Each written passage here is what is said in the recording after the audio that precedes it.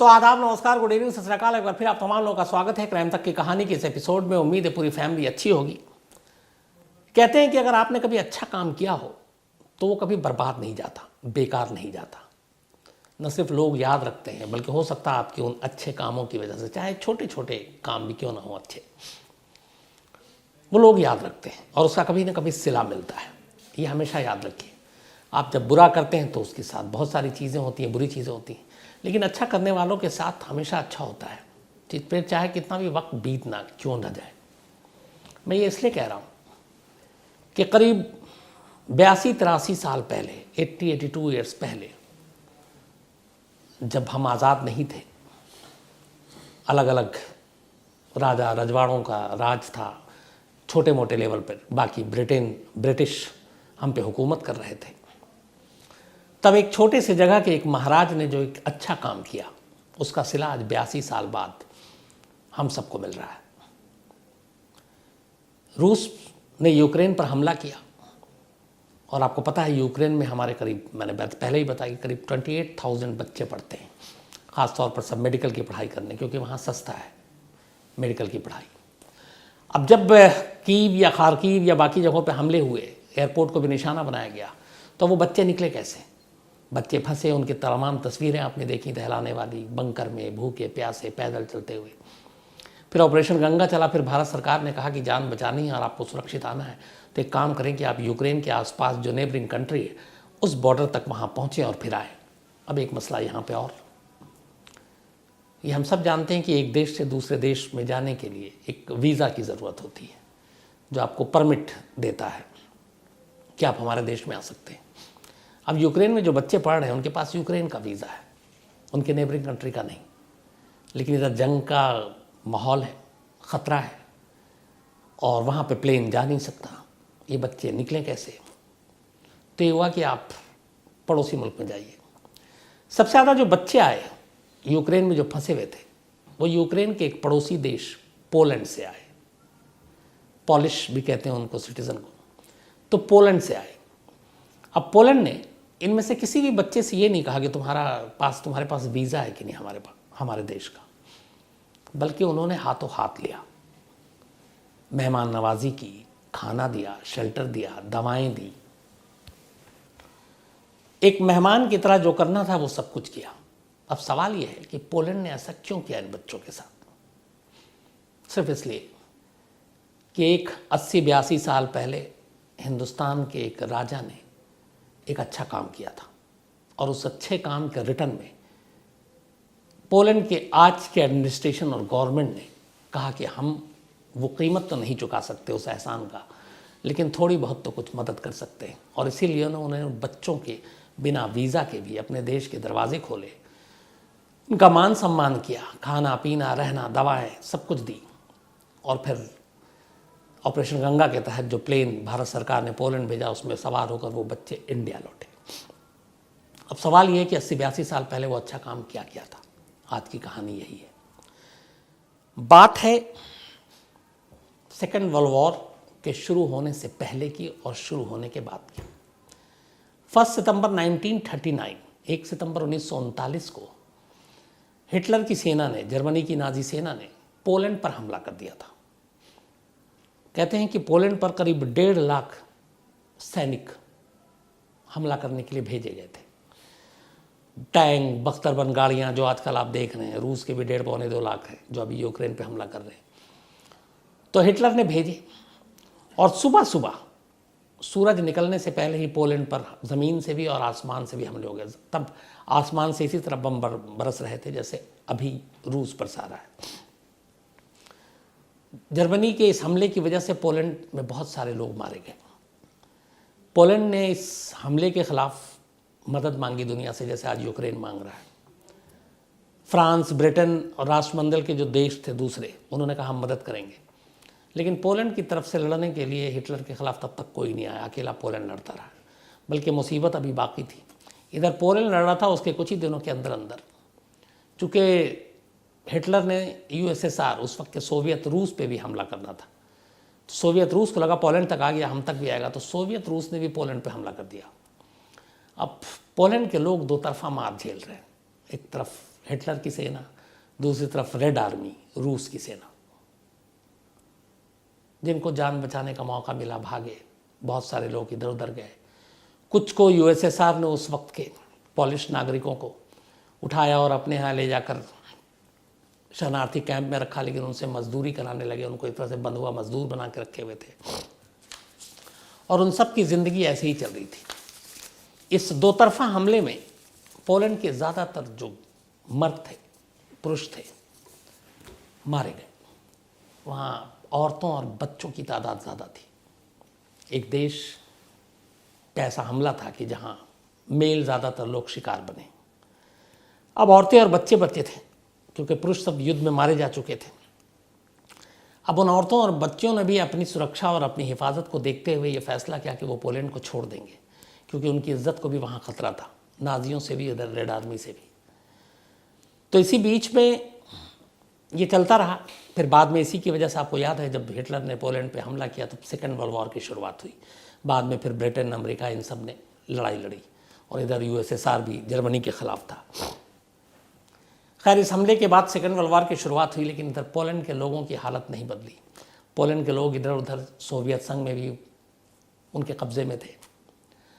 आखिर में 1941 आता है और सोवियत संघ फिर ये कहता है कि ठीक है, जो भी हमारे यहाँ शरणार्थी हैं पोलैंड के, वो किसी भी देश में जाकर शरण लेने के लिए आज़ाद हैं। और इसी के बाद सोवियत रूस ने उस वक्त बहुत सारी जहाज़ों में बैठाकर जो पोलिश शरणार्थी थे उनके यहाँ, उनको तुर्कमेनिस्तान, ईरान, अफ़गानिस्तान और भारत की तरफ उन जहाज़ों को, पानी के जहाज़ों को रवाना कर दिया कि जाओ, अब तुम्हारा ऊपर वाला मालिक है। अब ये लोग निकल तो गए, लेकिन कोई भी देश इनको अपने यहाँ शरण देने को तैयार नहीं था। क्या करें, कहाँ जाएं? लेकिन इस दौरान में बस इतना ये हुआ कि जर्मनी के अटैक के बाद ब्रिटेन ने पोलैंड को जब उसके बाद सेकेंड वर्ल्ड वॉर शुरू हुआ तो पोलैंड को एक नेशन का दर्जा दिया, एक देश का दर्जा दिया और उसको एक आज़ाद देश का दर्जा दिया। लेकिन जंग जारी है, पोलैंड के हज़ारों लोग इधर से उधर भटक रहे हैं, कोई भी देश उनको पनाह देने को तैयार नहीं है। और उसी सिचुएशन, इन सारी चीज़ों के बीच में एक जहाज़ जिसमें 1000 बच्चे थे, जो सोवियत रूस से चला, एक तरह से सोवियत रूस ने बाहर ही कर दिया था, और ये सारे अनाथ बच्चे थे।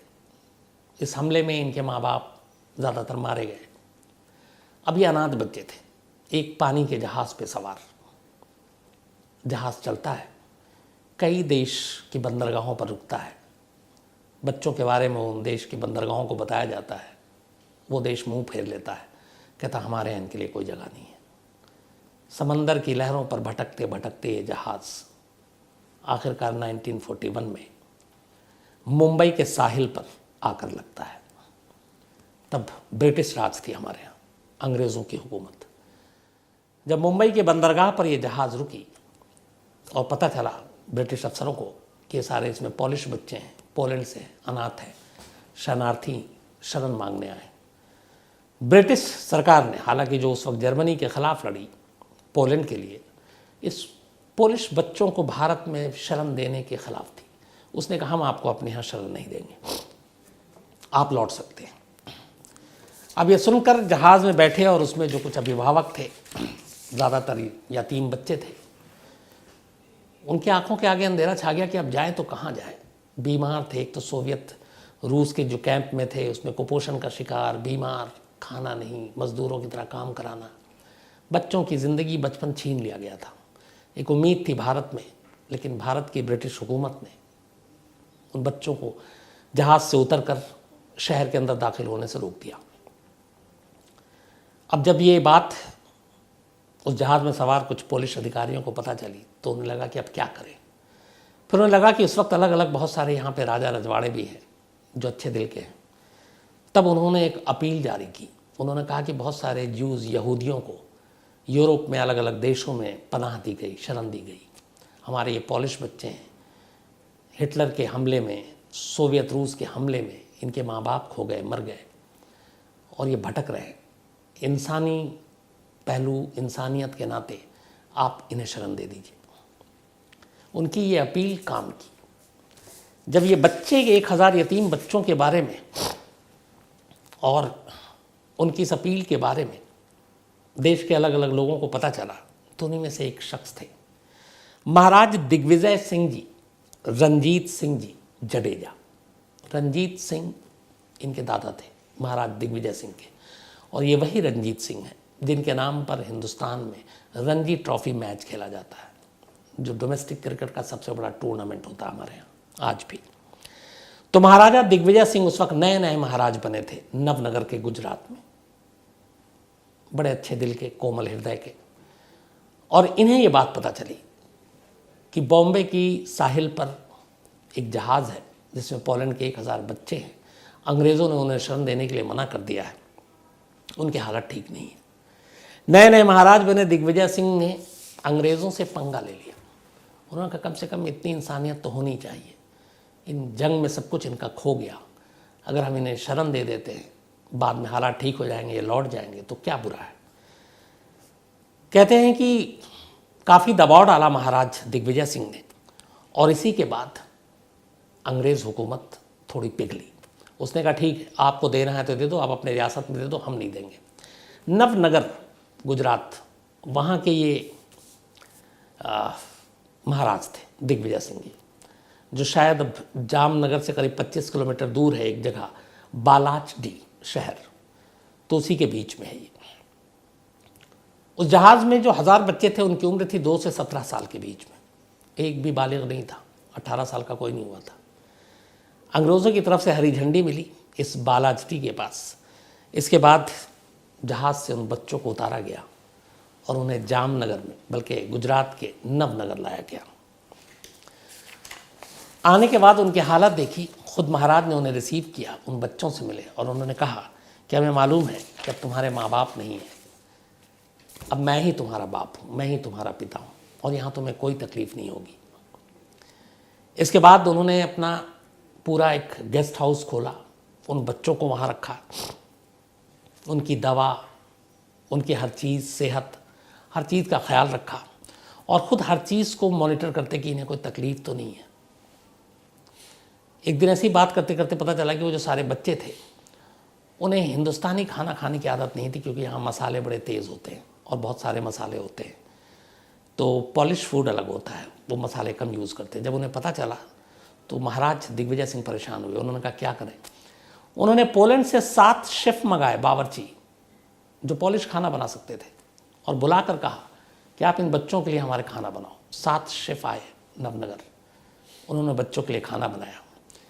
अब वक्त बीतता जा रहा था, बच्चे थे, पढ़ाई लिखाई भी ज़रूरी है। उन्होंने बच्चों के लिए वहीं स्कूल खोला। फिर उन्हें दिक्कत आई कि लैंग्वेज, यहाँ पे इंग्लिश, हिंदी, उनकी अलग अपनी ज़ुबान। फिर उन्होंने पॉलिश ज़ुबान के टीचरों को बुलाया और कहा इन बच्चों को पढ़ाना है। बच्चों को पढ़ाने की कवायद शुरू हुई।